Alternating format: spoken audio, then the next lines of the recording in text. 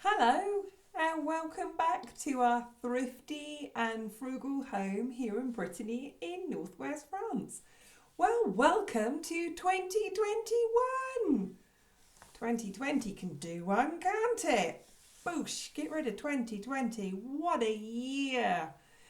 If your 2020 has been like my 2020, it's probably left you with a lower family income. It did it to us.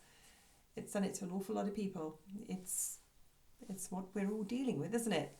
So let's get started with 2021 on a fresh foot and get going forward. Now, every single year I have three no spend months. I have January, July, and October. It's just what we've decided as a family as our no spend months. So in those months, I try and put away more savings for things that we need or want. Usually for Christmas, usually to do something major. This year, our project, as we've got quite a bit of land here, is a lawnmower. And they're not cheap. So we need to put extra savings away this year for a lawnmower. So let's get started of our no spend challenge. You might be thinking, what do you mean? What's a no spend challenge? A no spend challenge is personal to you or me or anybody else in so much as you will decide which month you might not spend. It might be a day a week you don't spend. It might be a week, a month you don't spend. But you decide and I decide that I have, in my case, a no spend month. And I do it because, first of all, we've set ourselves some goals. We've got a reason why. We've got a reason why. And everybody might have a reason why. It might be different, mightn't it? And it might be that you've just spent too much at Christmas. You need to pay it back. It may be that you've got some big bills coming up at the end of the quarter for the winter. You might have a big fuel bill, big energy bill. In our case, by the end of January, we have to buy more logs for our heating. So that's money we need to put aside.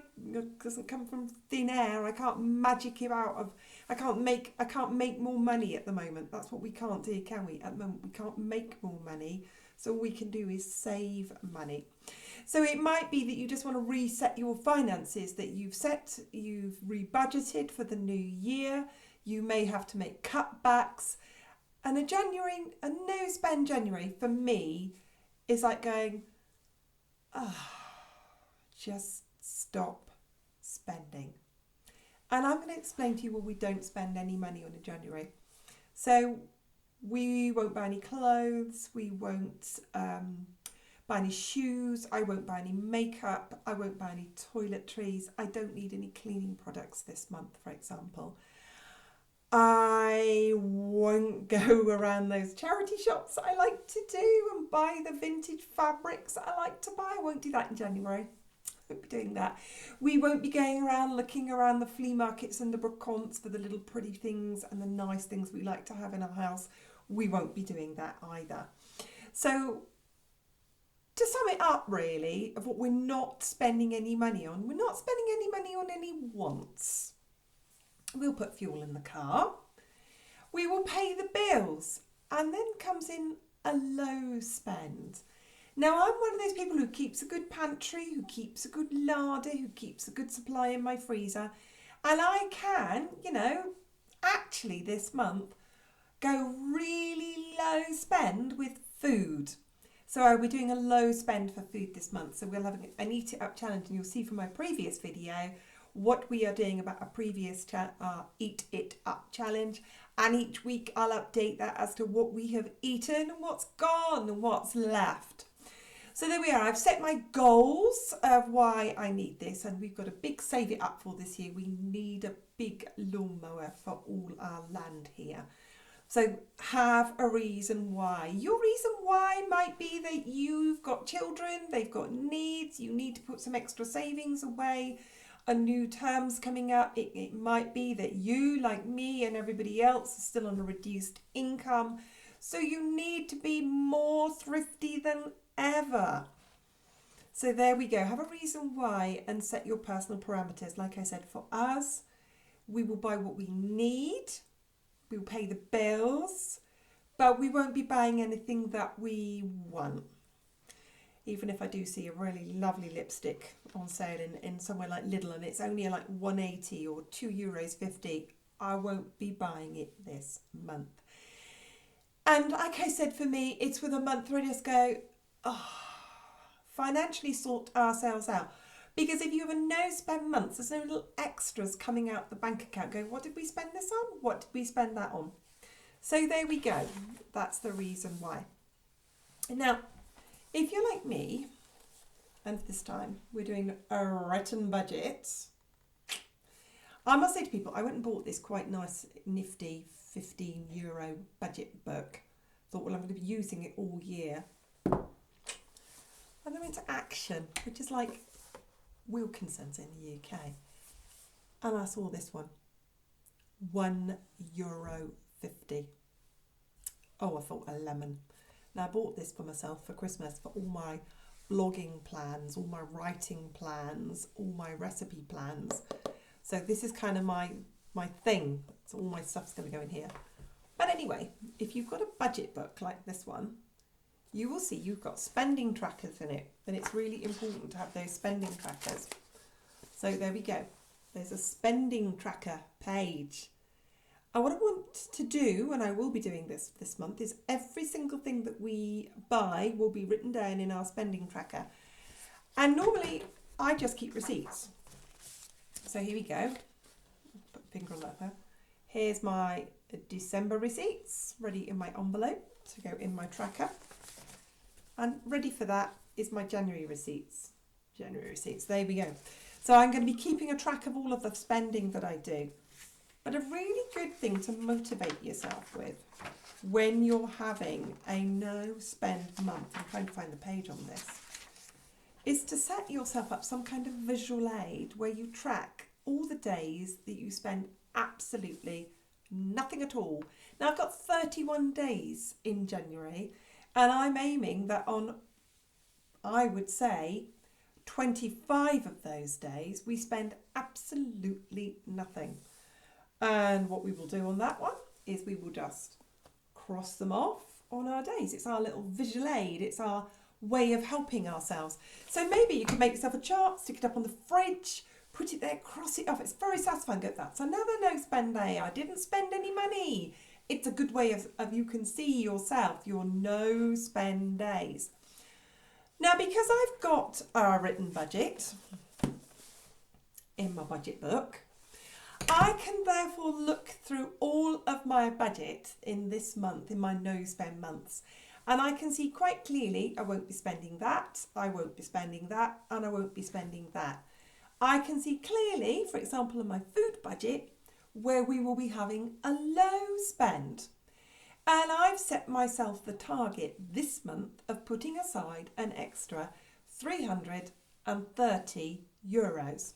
So in my 3 no spend months of this year, I will have just short of €1,000 extra in my savings. Thank you very much, 2020, because that's not kind of extra money, is it? That's just kind of just the money we need. Groovy, isn't it? But I'm not the only person in this situation. You won't be the only person in that situation. Things are tight. We have to do something about it. We have to get a bit more savvy, a bit more frugal, a bit more thrifty. It's just what we have to do. We have to do it. I won't be the only one. So there we go. So I'm looking at that and I'm looking at my goals. You know, when you're shorter of money than you were before, but you've got more grass than you had before, but you need to cut it and you need to get a lawnmower. So there we go. Have a good goal. So my Frugal Pantry Challenge is doing really, really well so far since about a week before Christmas. 3 days before Christmas, I think we haven't bought any food at all. And we're aiming to go until about Tuesday next week when I will go and get the basics. And I'm talking about the basics that we will be needing to buy. We'll need to buy pet food. We'll need to buy milk, bread, eggs, fruit and vegetables and dairy, yogurt and butter. And small amounts of that, of course. And so we'll be menu planning and we will really be bringing it down this month. So we've got low spend on food, we've got no spend at all on the things that we might like. Even if I see it in Lidl and I think it's like, oh, it is an absolute bargain, and I won't buy it. I won't be going to charity shops. I will be sticking to my budget.